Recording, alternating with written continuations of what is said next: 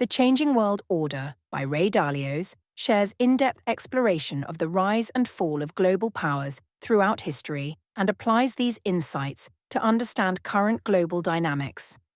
Dalio, founder of the investment firm Bridgewater Associates, draws on his extensive research and data analysis to outline patterns of economic, political, and social factors that contribute to an empire's growth, peak, and eventual decline. The book serves as a guide for interpreting current events, particularly the power dynamics between the United States and China, in light of historical cycles. Dalio's primary argument centers around the concept of historical cycles. He believes that empires and nations go through a predictable life cycle that he calls the Big Cycle. According to Dalio, this cycle is driven by factors such as innovation, wealth creation, military power, and social cohesion, followed by eventual stagnation and decline as internal and external pressures build. Dalio's big cycle is divided into 6 main stages. 1. Emergence. A nation or empire begins with a strong foundation of innovation and societal unity, which drives growth and development. 2. Early stage. Economic growth accelerates, military strength builds, and the nation starts expanding its influence. 3. Peak. The empire reaches the height of its power, marked by wealth, global influence, and military superiority. 4. Stagnation. Growth slows as complacency sets in, often leading to economic stagnation and rising social inequalities.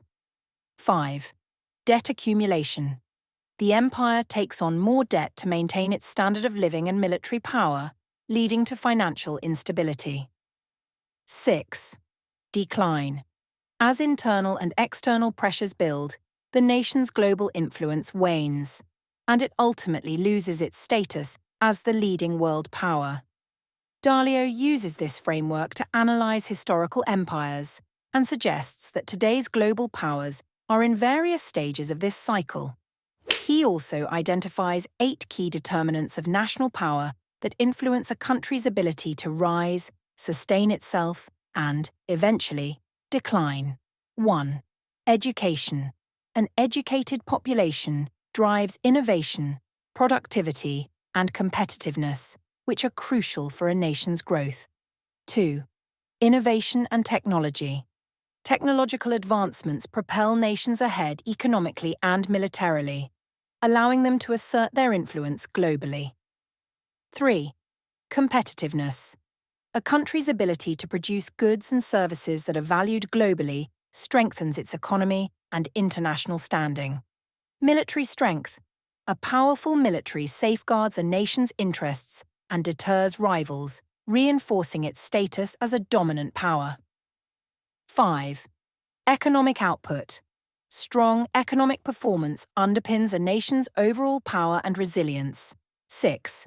Financial markets. Efficient financial markets enable the flow of capital, which is necessary for sustaining growth and investment. 7. People's well-being. A stable, prosperous society reduces internal conflicts and enhances social cohesion, which are essential for a nation's stability. 8. Global reserve currency.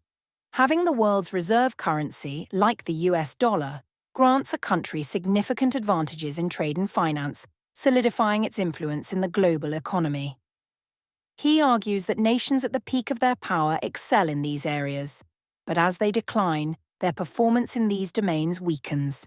The deterioration of these factors often signals the beginning of the end for an empire's dominance.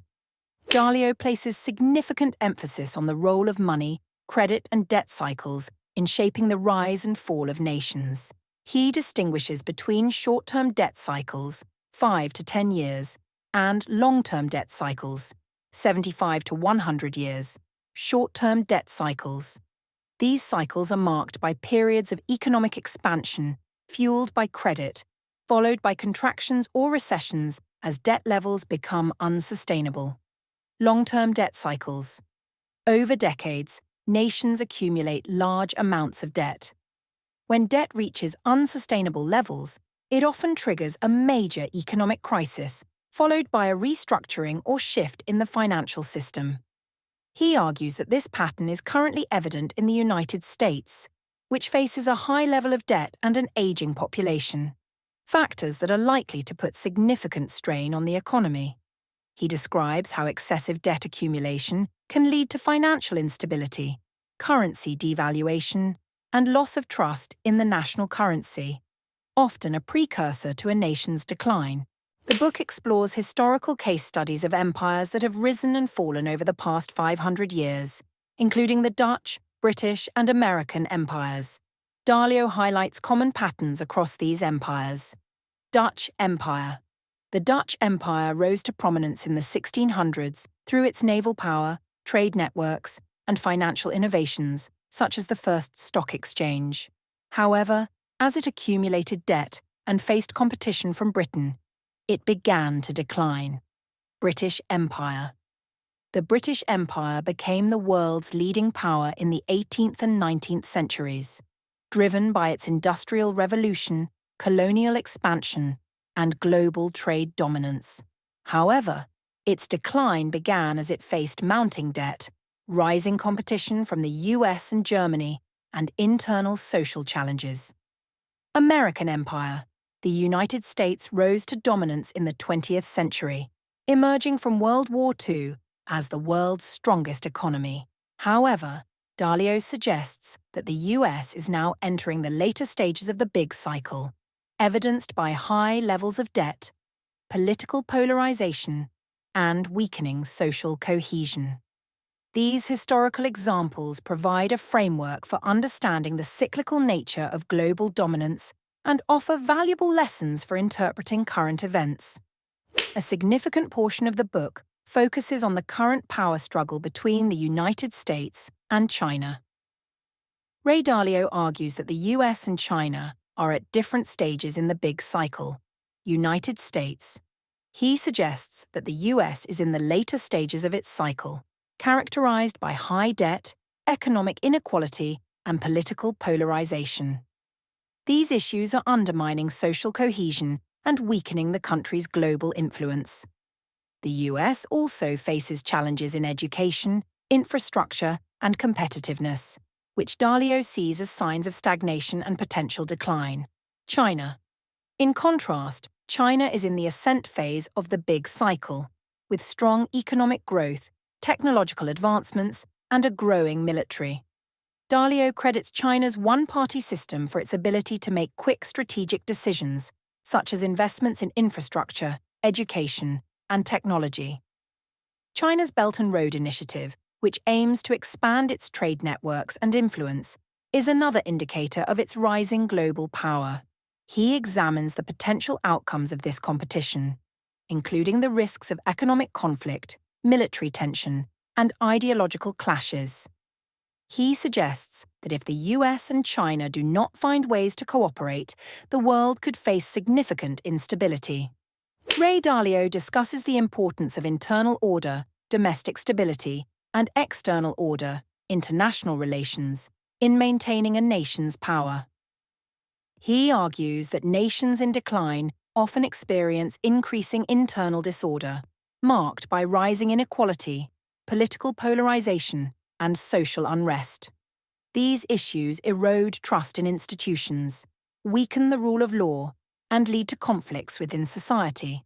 External disorder, on the other hand, includes conflicts with other nations, such as trade wars, territorial disputes, and military tensions. He warns that the US and China's external tensions could further destabilize the global order, particularly if they escalate into open conflict. He stresses the need for both nations to manage their internal and external challenges carefully to avoid a crisis that could have global consequences. In the concluding chapters, Dalio outlines potential future scenarios and strategies for individuals and institutions to navigate uncertainty. He considers three main scenarios. 1. Cooperation. The US and China find ways to work together, leading to a balanced global order and reduced tensions. 2. Competition. The US and China continue to compete economically and politically, resulting in a more polarized global environment. 3. Conflict. The rivalry escalates into a full-scale conflict, which could have severe economic and social repercussions. To prepare for these potential outcomes, Ray Dalio recommends several strategies for individuals and institutions. Diversification. Dalio advises investors to diversify across asset classes, geographies, and currencies to reduce risk. Long-term planning. He emphasizes the importance of adopting a long-term perspective and remaining adaptable to changing circumstances.